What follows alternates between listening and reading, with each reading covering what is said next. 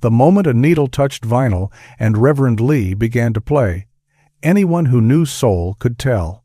That was Roberta Flack. Just like you could recognize Aretha Franklin from a single note, or Luther himself from the first phrase that left his throat.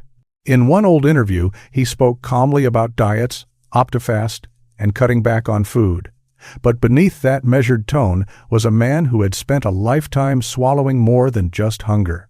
According to later accounts, before his death, Luther Vandross did something that stunned people who believed they already understood him.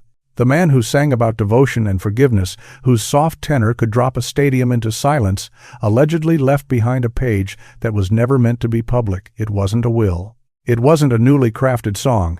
It was said to be a list, 10 names. 10 people he believed had poisoned the spirit of the music he loved.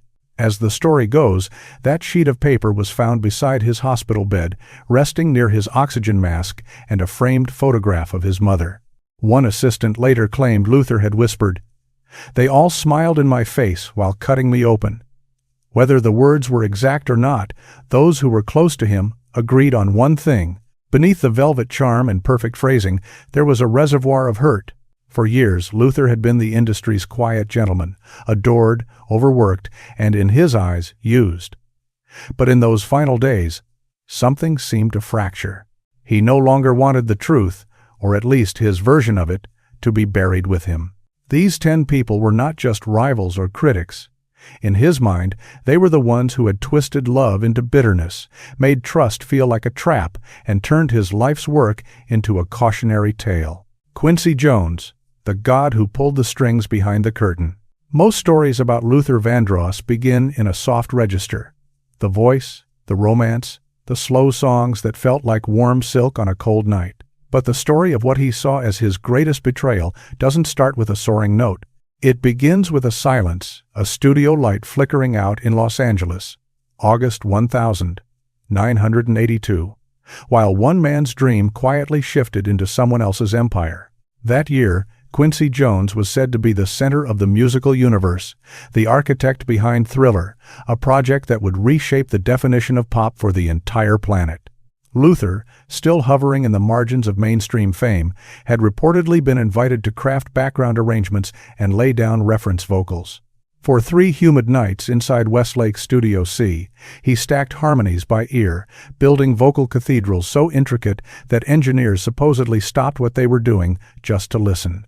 People who claimed to be there insisted the track didn't truly breathe until Luther's voice wrapped around it. Then, 2 days later, everything changed. According to those accounts, his name disappeared from the session logs. Reels with his takes were replaced by new versions. When Thriller arrived in stores that November, his fingerprints seemed to linger in the phrasing and tone, like a ghost in the mix, but the credits belonged to others. That quiet erasure became the wound Luther was believed never to fully shake. In the months that followed, Quincy's status grew untouchable. Awards stacked up, glossy magazine covers anointed him the mastermind of a new pop heaven. Yet behind those glowing headlines, Luther reportedly saw something harsher, a system that dressed exploitation as excellence. He watched younger musicians get drawn into Quincy's orbit, their hooks and melodies disappearing into projects where their names were either buried in fine print or missing altogether. To the outside world, it looked like collaboration. In Luther's mind, according to friends, it looked more like carefully packaged theft, disguised as mentorship and opportunity. By 1985, when Quincy produced We Are the World, the distance between the two men seemed carved in stone. Luther was there at the early rehearsal, standing in the back row among superstars, his voice swallowed by the crowd. Insiders later whispered that his arrangement ideas were turned down before any tape rolled. To him, it was the same script. His gifts were welcomed, his presence was optional. Meanwhile, Quincy's personal brand expanded far beyond the music itself. Tabloids chronicled his relationships, his ever-rotating circle of young protégés, and alleged that ghostwriters sometimes completed songs he barely had time to touch. To most people, he remained a once-in-a-generation genius. To Luther, he was starting to look more like a businessman who had discovered how to sell sacred feelings as product lines. In one interview, Quincy compared music production to playing chess with people's emotions. Those words drifted through the industry like a cold confession. For Luther, they reportedly felt like confirmation that behind every shimmering melody on Thriller was a negotiation, a transaction, and behind every warm smile on a studio couch might be a signature traded for a piece of someone's soul. So when Luther spoke privately, as some close to him later claimed, about the 10 musicians he could never forgive, Quincy's name surfaced first. Not, in his mind, out of jealousy, but because he believed Quincy Jones had committed the ultimate betrayal, turning faith into formula and transforming the language of love into a corporate strategy. Berry Gordy, the manipulator of Motown. Every soul singer who stepped to a microphone after the 1,960 seconds walked beneath Berry Gordy's shadow. To the world, he was the visionary who gave Black America a polished sound, the founder of Motown, the dream merchant of Detroit. But to Luther Vandross, he reportedly represented something else. The man who, in his eyes, traded a generation's voice for control. According to the story, their paths crossed only once, but the scar it left stretched across Luther's entire career. In May 1973, a 22-year-old Luther arrived at Motown's West Grand Boulevard office, a demo tape clutched in his hand. He had scraped together money for months to record it, a slow, aching ballad called This Close to Heaven. He waited 4 hours in the lobby under the gold record plaques of Marvin Gaye and the Supremes before an assistant finally called him in. Gordy himself never stepped through the door. Instead, the verdict came back through intermediaries. The voice was too mature, too heavy, too serious for the youth market. The tape was handed back with a cordial smile, and in that moment it seemed the dream had ended before it had ever really begun. Years later, Luther was said to have discovered that elements of his song, the chord sequence, even a line from the bridge, had resurfaced in a Motown release by another artist. Whether coincidence or not, he took it as humiliation. To him, it became proof that Gordy's empire didn't need Luther the man. It only needed what came out of his imagination. That rejection turned symbolic.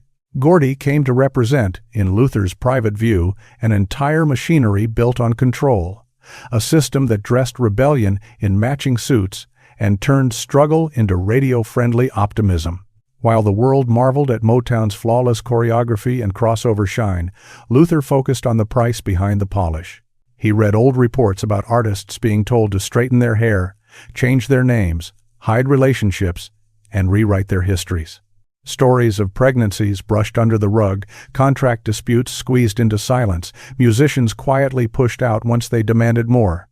Every whispered scandal from Hitsville, U.S.A. fed Luther's belief that Gordy had not freed black artists. He had, in Luther's eyes, redesigned their chains. By 1979, when Motown moved its base to Los Angeles, Luther was finally becoming one of the most in-demand session singers in the business. Yet he still refused to answer Motown's calls.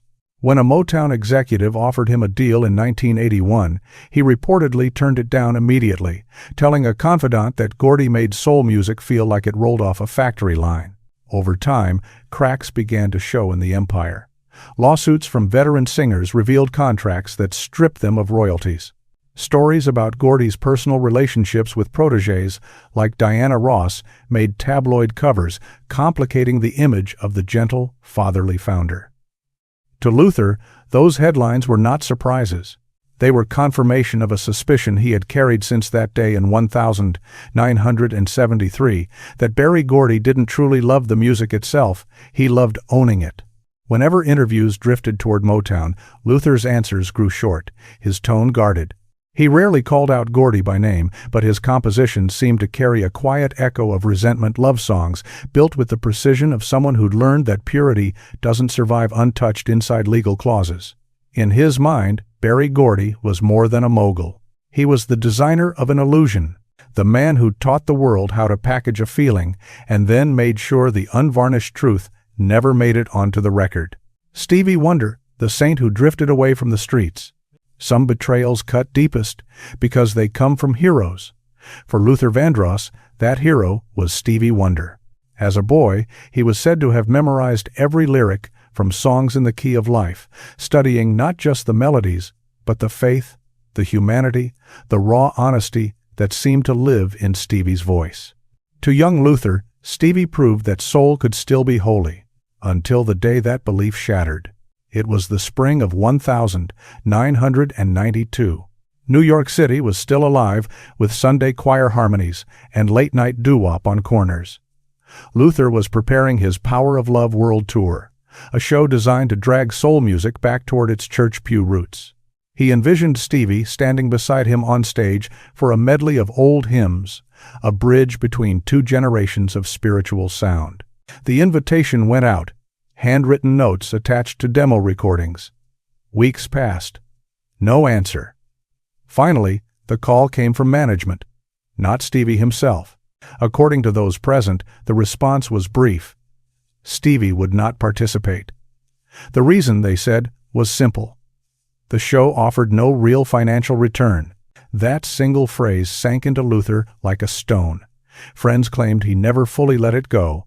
In the months that followed, Stevie Wonder appeared in all the places Luther quietly avoided. High-paying corporate events, political fundraisers, televised specials framed by soda logos and fashion sponsorships. The same man who once sang about struggle and truth now appeared, at least from Luther's vantage point, as the smiling ambassador of luxury. When a 1993 soft drink commercial aired featuring Stevie performing Superstition under flashing neon branding, Luther reportedly turned off the TV without saying a word and left the room. Disappointment curdled into something heavier. He remembered the speeches Stevie once gave about social justice, about staying rooted in the neighborhoods that raised him. Now, it seemed, layers of security and management had pulled him far above those streets. To the public, Stevie remained the untouchable optimist, blind, brilliant, benevolent. But Luther noticed the distance growing, the way faith seemed to be sharing space with endorsements and political alliances.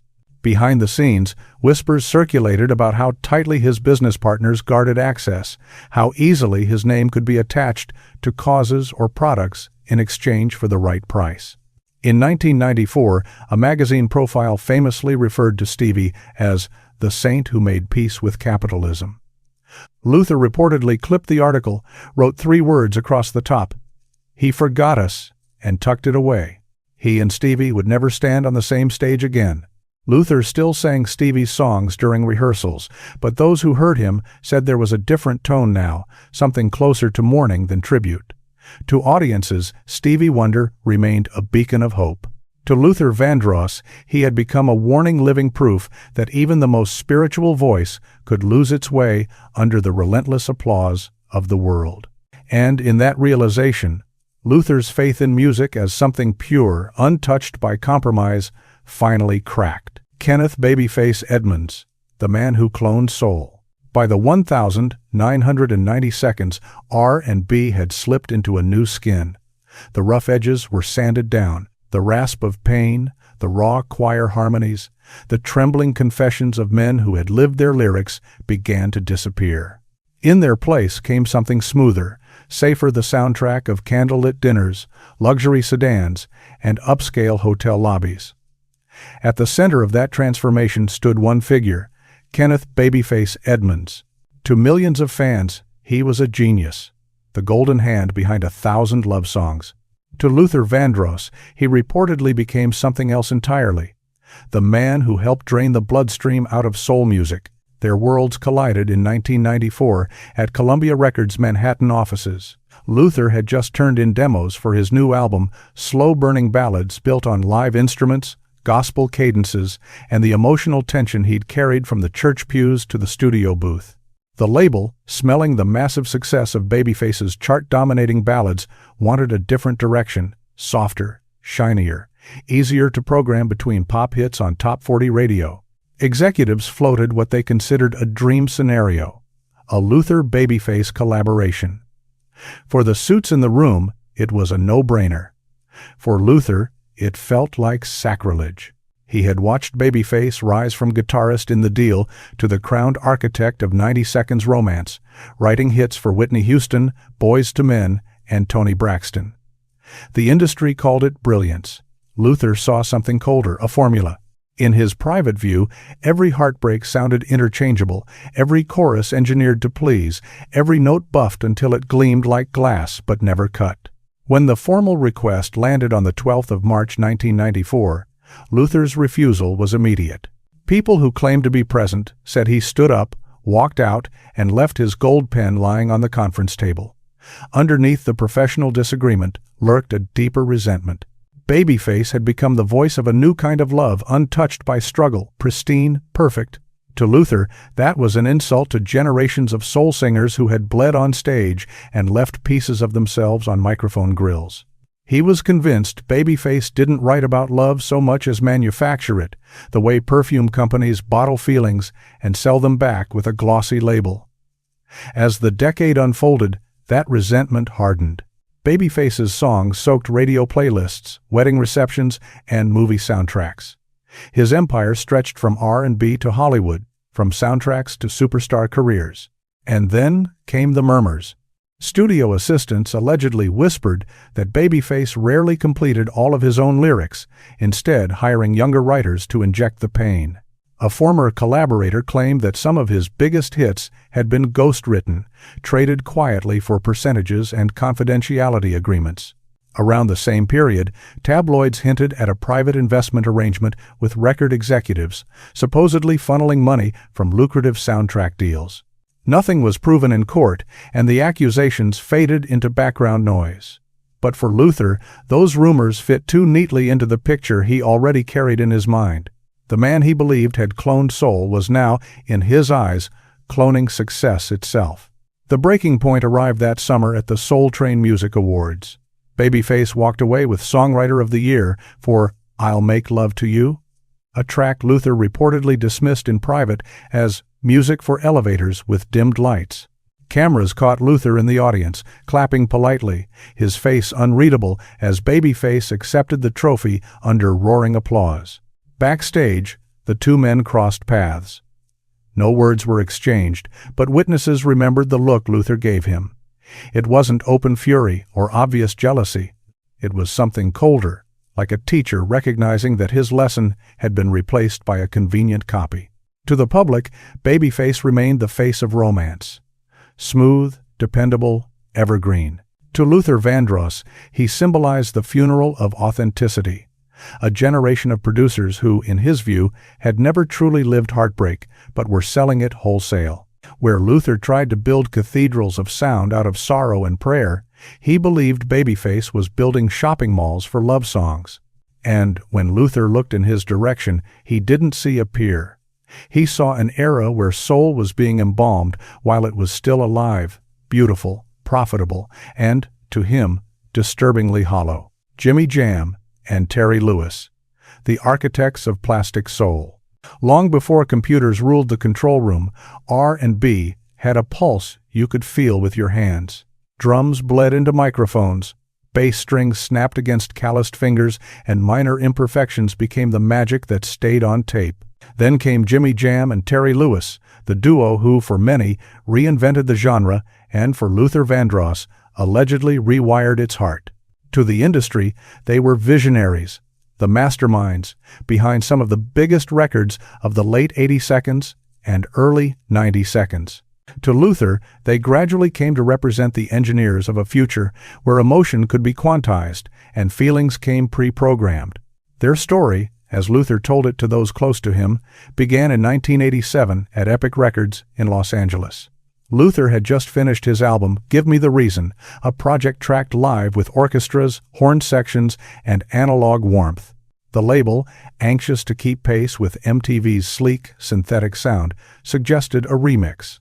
Not just any remix, one handled by the hottest production team in America, Jam and Lewis, fresh from the blazing success of Janet Jackson's Control. They promised they could modernize Luther's sound, slide him neatly between Whitney Houston and Madonna on mainstream radio. Luther's answer, according to insiders, was calm but absolute. No, the tapes would remain untouched. To him, this was about more than artistic stubbornness. It was fear of what he believed they represented. He had already watched Jam and Lewis reshape soul into precision-cut pop, live brass replaced with drum machines, choirs substituted by synth pads, sweat swapped out for circuitry. Their projects were undeniable hits. But to Luther's ear, they were too immaculate, too polished, scrubbed of the flaws that made a song feel like a living thing. As their success ballooned from Janet's Rhythm Nation 1,814 inches, 1,989 to New Edition's Heartbreak, Luther could feel his own corner of the musical world shrinking. Artists who once praised gospel choirs and live bands were now chasing sequencers, programmed snares, and rigid digital grids. The more deeply he looked into their process, the more mistrust he reportedly felt. Industry gossip painted a picture of marathon studio sessions where Jam and Lewis would erase entire vocal takes, promising they could fix the soul in post. Musicians who pushed back later claimed their names mysteriously vanished from liner notes. When Control sold in the millions, a few early collaborators surfaced with quiet complaints, unpaid royalties, altered credits, and verbal promises that never materialized on paper. Then came a brief lawsuit in 1991 from a Minneapolis technician who alleged he had shaped early drafts of several Jam and Lewis tracks before being pushed aside. The case disappeared before it reached trial, swallowed by settlements or silence. But to Luther, it sounded like one more chapter in the same story. He began to refer to their style of R&B, at least in private, as the mirror with no reflection. 8. Even as arenas shook to their perfectly synchronized beats, Luther mourned what he believed had been lost. Their triumphs, in his eyes, were funeral bells for an era of real-time musicianship replaced by presets, grids, and computerized emotion. At awards shows, he watched them stride onto stages in tailored suits, thanking God and technology almost in the same breath. One camera shot in February 1990 at the Grammys caught Luther sitting in the front row as Jam and Lewis's names were announced. He leaned back, his expression unreadable, his hands still. Luther Vandross never cut a record with Jimmy Jam and Terry Lewis. Some said that was his quiet act of resistance. In his view, they were the high priests of a new faith where music did not bleed, it calculated. He didn't see them as villains so much as symbols of loss. Proof that, in chasing perfection, soul music had started to forget how to feel. Kashif, the architect who scrubbed the soul out of R&B. Hatred, when it finally hardens, rarely begins with difference. It begins with humiliation, and for Luther Vandross, few people quietly humiliated his art more than Kashif, the producer who, in Luther's eyes, rebuilt black music into something so spotless it no longer seemed to breathe. Their silent conflict started long before either man spoke the other's name. In January 1983, inside Power Station Studio in New York, an A&R executive slipped a cassette into the console while Luther was finishing a take.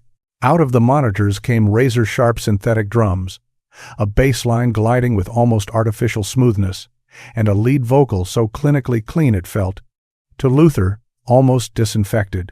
"This is what the new generation wants," the executive said. "That old churchy stuff is fading." End quote.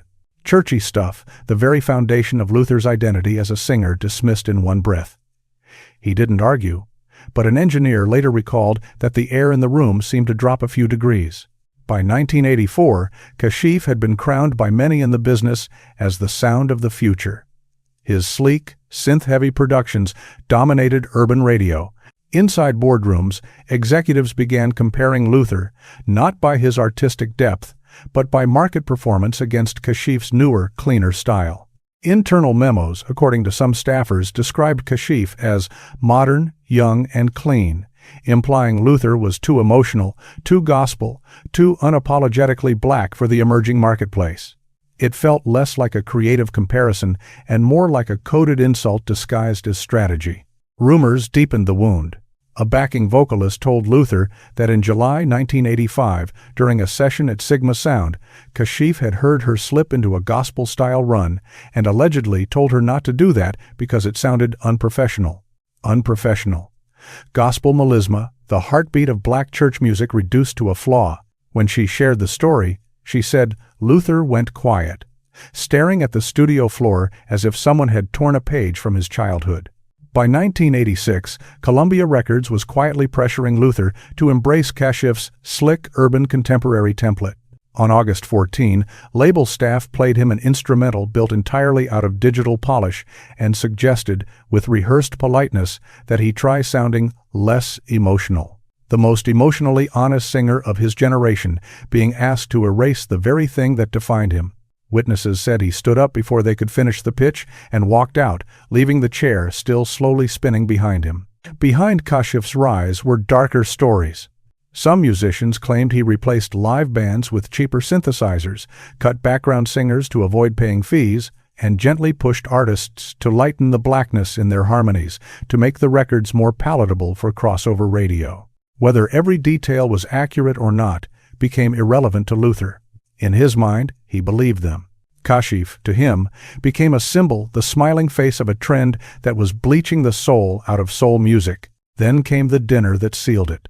In February 1988, at a private industry gathering in Los Angeles, a drunk executive reportedly raised a glass and joked, "If Luther doesn't adapt, we'll let Kashif him redo him."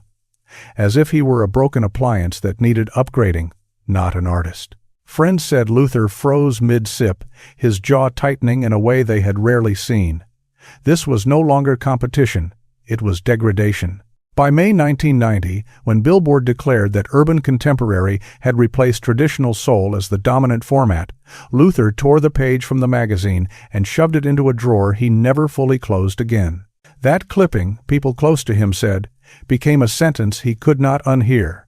Urban contemporary sounded to him like a polite way of saying the industry no longer needed men like Luther Vandross, as long as it had men like Kashif. Years later, near the end of his life, Luther watched an old 1984 Soul Train clip of Kashif performing amid neon lights and perfectly sequenced backing tracks. A friend remembered Luther whispering, "That's when they stopped wanting us human." To the outside world, Kashif was a pioneer. To executives, he was efficient and profitable. But to Luther, a man who had poured genuine hurt and hope into every sustained note, Kashif became the architect of a new era where black music sparkled on the surface but, in his eyes, no longer dared to truly feel. And that, more than success or style, was the betrayal he never managed to forgive. Fun 3. R. Kelly, the preacher of sin. By the mid-1990s, gospel and R&B seemed to have found a new kind of preacher. He sang about heaven and temptation in the same verse, wrapped sin in silk, and turned confession into choreography. To his followers, R. Kelly was the sound of redemption you could dance to. To Luther Vandross, he reportedly became something far more unsettling. Proof that holiness could be packaged, sold, and worn like a costume. According to those who were there, their paths crossed in 1996 at a Sony Music Summit in Chicago. R. Kelly was at a towering peak in his career, riding the success of 12 Play and R. Kelly, albums that blended devotion and desire so tightly that the line between them began to blur. Executives at the label pushed for what they saw as a dream collaboration, a powerful ballad for a film soundtrack. The working title, people recalled, was "I Believe I Can Fly." Axe. The Suits described it as inspirational, a modern hymn. Luther allegedly sat through a single playback, listened in silence, then stood up and walked out. To him, the melody felt too clean, the sentiment too rehearsed, like a sermon written with awards in mind rather than salvation. The offer dissolved quietly, but the bitterness took root and never truly faded. Over the next few years, Luther watched R. Kelly ascend as a self-styled R&B prophet, performing in churches one week and nightclubs the next. His lyrics mixed prayer with provocation, slipping scripture beside seduction, until morality itself felt like just another hook. The industry embraced it. Fans shouted that it was genius. Luther, according to friends, called it dangerous. Then came the moment that turned suspicion into something darker. In February 2002, Chicago authorities publicly confirmed they were reviewing a videotape allegedly showing R. Kelly engaged in acts that, if proven, could have destroyed most careers. News outlets blurred the footage, but the story spread across the globe. Lawsuits followed, and settlements were reported to have disappeared behind sealed agreements. While the world debated guilt, innocence, and due process, Luther kept silent in interviews. But people close to him claimed that month he removed every one of Kelly's CDs from his home studio and threw them out. For Luther, this became more than a scandal about one man. It felt like blasphemy. He saw, in R. Kelly, someone who used the language of faith as a marketing tool, writing what sounded like hymns for profit, while, according to accusations, living a life that stood in direct conflict with the messages. When The World's Greatest was chosen as a theme for the 2002 Winter Olympics, Luther reportedly told a colleague that the industry had crowned, in his view, a false prophet. The disillusionment widened from one artist to an entire era. R. Kelly became, for Luther, a symbol of a time when image outweighed integrity and redemption could be manufactured like a music video. Rumors multiplied. Stories of controlling behavior toward young singers, coercive contracts, whispered accounts of studio doors locked from the inside, and protégés who vanished from the spotlight. Many of these claims were, at the time, unresolved or untested in court, but the smoke alone was enough, in Luther's mind, to suffocate whatever trust he still had left in the business. By the time Luther's health started collapsing in 2003, R. Kelly's star still hung high in the public sky, protected by hits and distractions. That contrast reportedly haunted Luther. He had spent decades writing about love that was tender, flawed, and genuinely redemptive, while watching a new generation, in his eyes, turn lust into spectacle and faith into a logo.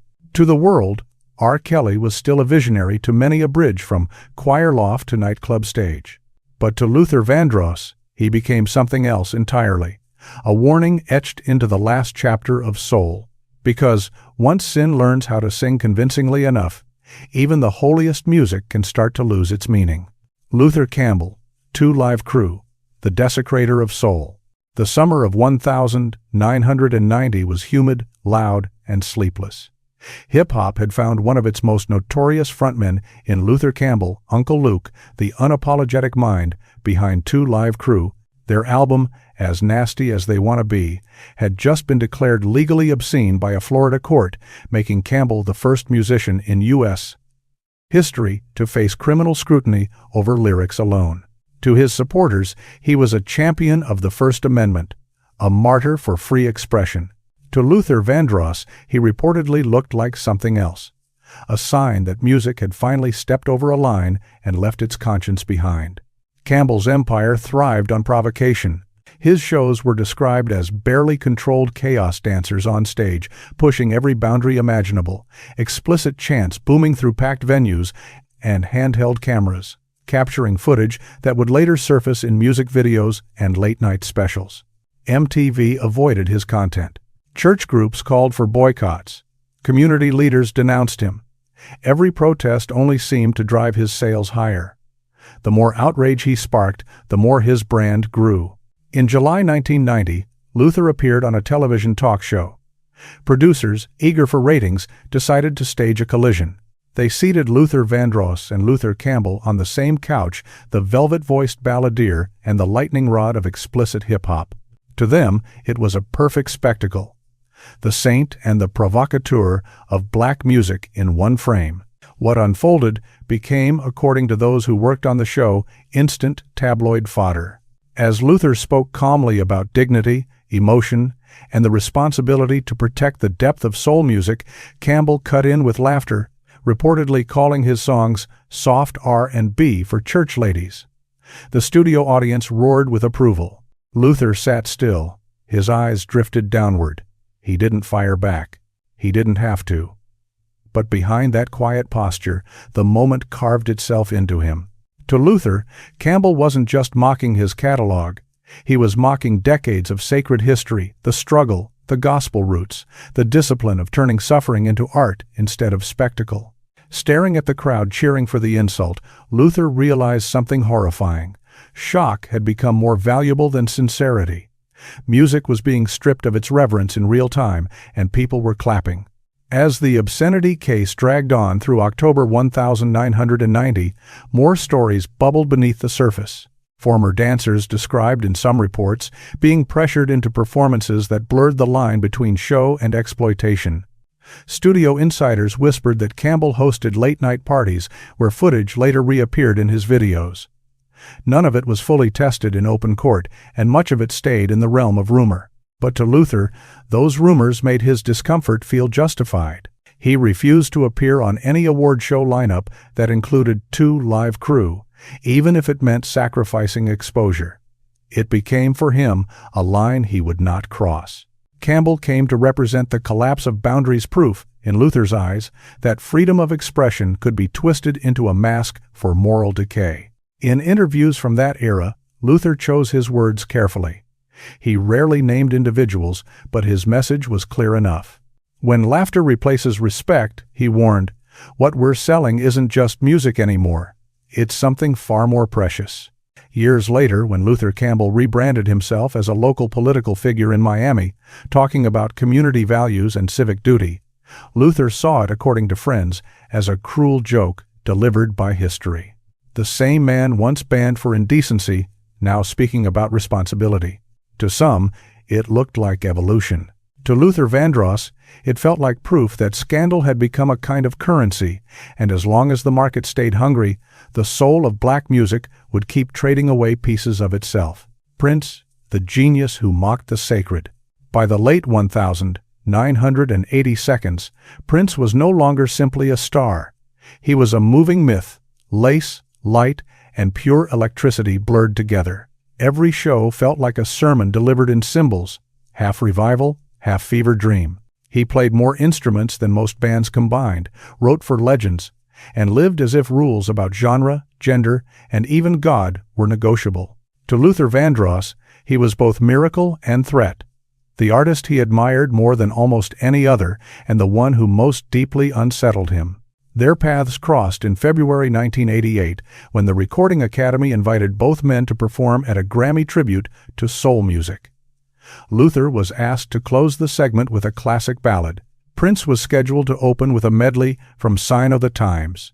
On paper, it was a perfect pairing, tradition and revolution sharing the same stage. At the last minute, according to production staff, Prince refused the shared format. He allegedly told organizers that appearing alongside Luther would make the show too safe. Instead, he performed alone, barefoot under a storm of purple light, pushing the audience into near hysteria. When Luther finally stepped out to sing, the standing ovation had already burned itself out. The energy in the room had shifted. Fans later remembered his performance as flawless, but Luther, in private, reportedly described that night as a humiliation overshadowed not by superior talent, but by spectacle. They never worked together again. Prince embodied everything Luther could never allow himself to become. While Luther battled silently with his identity, held in place by church teachings and fear of judgment, Prince walked onto stages in heels and lace, treating desire as divine and blurring scripture with seduction. Songs like Controversy and I Would Die For You folded religious language into erotic imagery. Audiences called it liberation. Luther heard something that felt closer to sacrilege. In 1993, Prince pushed the rebellion further, abandoning his own name and replacing it with an unpronounceable symbol, a bold strike against his record label that Luther would never have dared to attempt. Around the same time, stories circulated about his secret vault of unreleased recordings, his strict control over protégés, and rumors of emotional manipulation masked as mentorship. Luther watched from afar, both fascinated and disturbed. According to those who knew him, he bought every Prince release, studied the production, and even borrowed certain textures for his own arrangements. Yet he also saw in Prince's refusal to be contained a message that scared him. Chaos could masquerade as freedom, and rebellion, if left unchecked, might devour the very believer who preached it. When Prince was inducted into the Rock and Roll Hall of Fame in 2004, just months before Luther's passing, hospital staff recalled seeing Luther watching the televised ceremony. For a brief second, a faint smile crossed his face. Admiration, it seemed, still lived there. But beneath that smile, there was an old wound. The knowledge that Prince had publicly embraced truths Luther felt he could never safely live. To the world, Prince was a holy madman, a divine contradiction. To Luther Vandross, he became proof that genius could dance dangerously close to blasphemy, and that sometimes, between heaven and temptation, there is only the width of a spotlight. George Benson, the jazzman who betrayed the groove. In the late 1972, Luther Vandross looked up to George Benson as one of his purest heroes, a guitarist who could make six strings sound like liquid silk and a singer whose timing walked a tightrope between jazz sophistication and soul. When Luther recorded his cover of This Masquerade in 1979, it was his way of bowing to that greatness. He studied every chord change Benson had played, determined not to copy, but to honor. The release slipped quietly into the world, but the echo it left in Luther's heart was anything but soft. About a year later, in a June 1980 Downbeat interview, Benson was asked about Luther's version of the song. According to the published quote, he said, "He sings beautifully, but he doesn't really understand jazz." Those words sliced through the studio world like broken glass. To Luther, it landed as a betrayal from a mentor, a public dismissal that branded him as an outsider to the very language he had helped keep alive. The sting was sharper because Benson himself was facing criticism at the time. Jazz purists accused him of chasing pop success with Give Me the Night and other crossover records, claiming he had traded intricacy for chart positions. At the same time, tabloids circulated stories about Benson's private life, whispers of extensive gambling in Las Vegas, alleged affairs with backing vocalists, and rumors of risky business ventures that reportedly drained parts of his fortune. None of this erased his talent, but it did reshape his image. For Luther, the irony was sour. The man who publicly suggested he didn't understand jazz was, in the eyes of some critics, drifting away from that very tradition. The admiration he once held solidified into resentment. He quietly removed This Masquerade from his live sets. Benson's name stopped appearing in his list of inspirations. In private, Luther jokingly but bitterly referred to him as the jazzman who betrayed the groove, the teacher who had forgotten the lesson he once embodied. Where Benson turned deeper toward polished crossover hits, Luther walked back toward ballads that felt like prayers set to string arrangements. One artist seemed to be selling perfection, the other was still searching for some elusive truth. Between them remained a wound that never fully closed, proof that respect, once injured, can curdle slowly into contempt. Lionel Richie, the seller of smiles. Some rivalries are loud and public, others move like a shadow. The tension between Luther Vandross and Lionel Richie belonged to the second category, quiet but razor sharp. On stage, they represented two drastically different visions of love. Luther's was aching, spiritual, unmistakably shaped by hardship. Lionel's was polished, catchy, and safe enough for any living room in suburbia. Their collision peaked in February 1985 at the Grammy Awards. Lionel's Can't Slow Down swept the night, taking Album of the Year. Luther's Busy Body had been praised by critics as deeper and more vocally daring, but it went home with nothing. As Lionel smiled under the bright stage lights, Luther clapped along. Cameras showed him applauding, but those who knew him said they could see it in his eyes, the hurt behind the poise. To Luther, Lionel Richie personified the dilution of soul. Once the creative nucleus of the Commodores, Richie had reinvented himself as a solo superstar with songs that drifted away from grit and closer to glossy universality. Hits like Hello, Stuck on You, and All Night Long owned radio, soundtracking weddings, office parties, and commercial breaks. But to Luther, they sounded like letters sent from a world where pain never left a mark. He reportedly told friends that Lionel's melodies never bled. As the years rolled on, the bitterness sharpened. In 1988, tabloids exploded with stories of Lionel's alleged affair with a younger dancer, leading to a chaotic, highly publicized divorce. Some former associates accused him of abandoning black audiences to pursue mainstream pop immortality. Critics started calling him the Disney version of soul, a man who turned complex emotions into family-safe anthems. Even his reputation for charity work, galas, benefit concerts, humanitarian songs, began to look in the harsh light of industry gossip, like another layer of brand management. Luther saw all of it and, according to those close to him, was unconvinced. He respected Lionel's discipline and work ethic, but distrusted the persona, the man who always seemed to smile through every storm, no matter what was raging underneath. In one later interview, when asked about Richie's music, Luther gave what was described as one of his shortest answers. He makes love songs for people who've never been hurt. It was blunt, but for him it was the dividing line, because maybe that was what separated them in the end. One man sang to decorate the feeling, the other sang to survive it. One offered comfort without scars, the other offered healing that stung. When the final chapter of Luther Vandross's life was written, the industry chose to remember his tenderness, the slow songs, the candlelight, the gentle smile. Few were willing to talk openly about the anger he carried beneath that velvet tone. The list of 10 names he was said to have left behind was not just a roll call of enemies. It read like a diagnosis of the world he had spent his life working inside. A world that took soul, dressed it in gold, and sold it back to believers at a markup.